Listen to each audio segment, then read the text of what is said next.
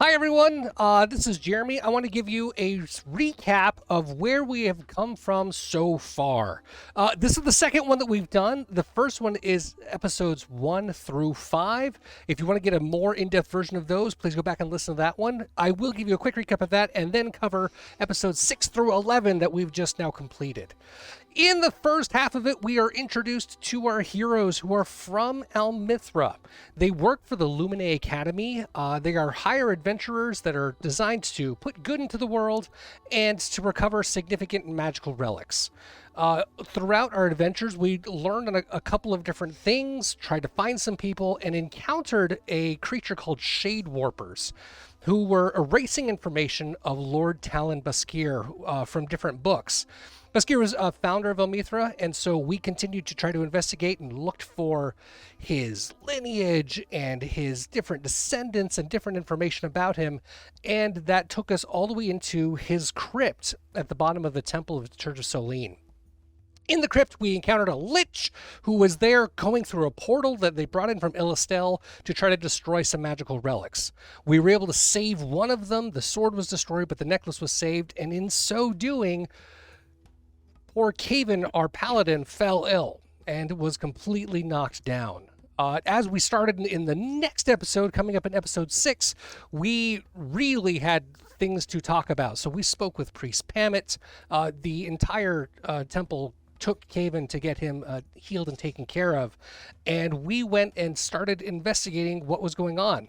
While we went back and finally got some rest that was needed back at the Lumine Academy, Caven received a letter that Cole took on his behalf. It was from Lady Verdor about thanking Caven plus friends for helping save her from the different Shade Warpers that were there and giving us all a gift of a room and board at the Welcome Hall. So Cole was hungry and he decided to not tell anybody and just go get breakfast on his own. When he headed back, he was bombarded by a naked gnome that fell out of the sky. Turns out, Belsire the gnome's transportation spell all the way from Azamir into the Lumine Academy failed for the very first time ever, and it was determined that there was something wrong with the beacons. We went and spoke with Professor Galcieres about what the beacons were, and he bestowed upon us a small silver cube that said this fixes the lines, the transportation lines, and we just needed to go down to where the beacon was, which was in the Maiden's Depth, follow the river down, find the area, put the thing in there, fix the thing, lots of magic talk, but he wanted us to go fix it. And when we got down, riding on the limp shrimp, we found out that there were goblins nearby, so beware. Beware of all the goblins. While the 5 of us were on our way down trying to fix the beacons that were there, Caven was recovered and was restored. And when he woke up, he not only met with the priest, who was in a very different mood from the last time we saw him, but he also met Sir Alcraze of the Order of the Vigilance, who was there on his own missions coming out of Calavier. And really, the reason he was there with Caven was because Caven was going to be offered a job. A position, really, to be a guardian of Solene.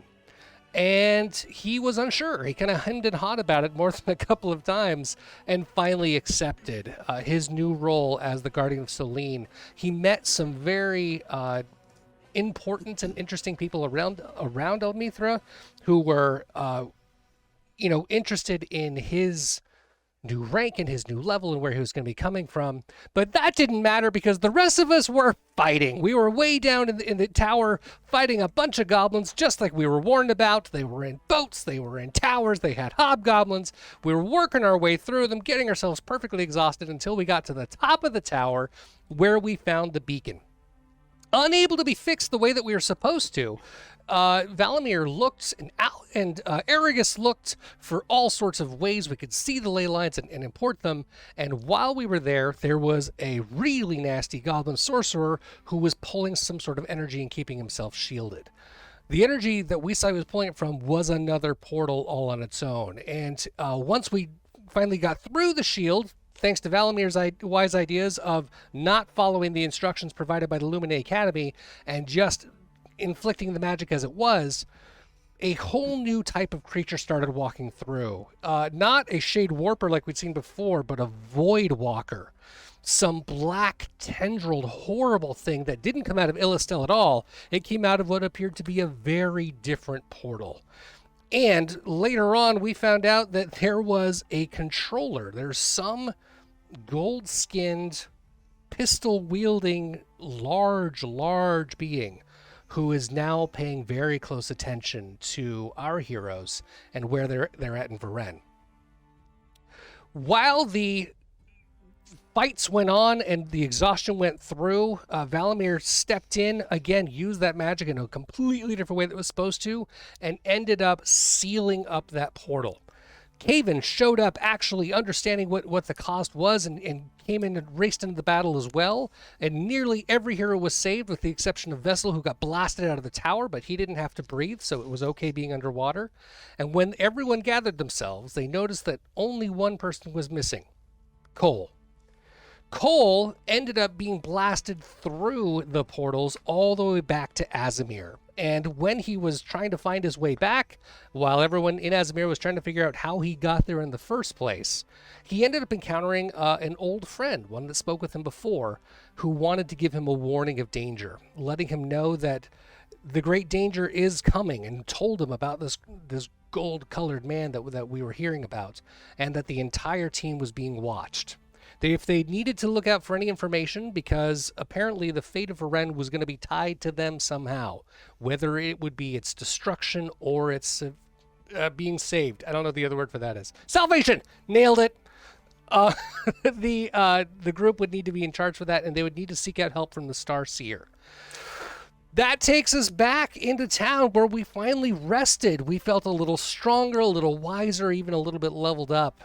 When everyone was getting back together, Cole was teleported back. He kind of had some hiccups in the Ironlands, fought some orcs, made it back in, teleported himself a second time, nearly died at Verador's house. It was an exciting time. But everyone's back together, back in Almithra, and they start going through what is coming up and what could we look for and how do we get around. We actually had some downtime, which is very rare for all of us, and you could tell how uncomfortable everyone was with it because we did not know what to do with ourselves. Cole ended up getting a new weapon. Valamir started teaching magic to kids in the school, much to his regrets. Aragus was doing everything that bards do, entertaining, enjoying life, making people feel better about it.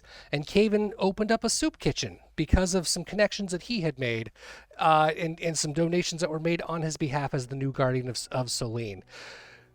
Now that that's all taken care of and we don't have to worry about downtime any longer, we started trying to figure out what to do next. We had a treasure map we started going through, and there was all sorts of rumors about the wizard killer that was out there that was intriguing and a little scary to Valamir. Well, the very next day we go through, the wizard killer was caught. It was found, and his name was Valamir Greyspell. It was the exact same name. We found out it was Valamir's father. And Greyspell, Valamir, Aldurin Greyspell II? Almarin. You guys, how many times have I been doing this? Valamir Almarin Greyspell II was caught, was called the Wizard Killer. Valamir wouldn't believe it. Why would he? He grew up with a great father who's raised him and trained him to be the wizard that he is.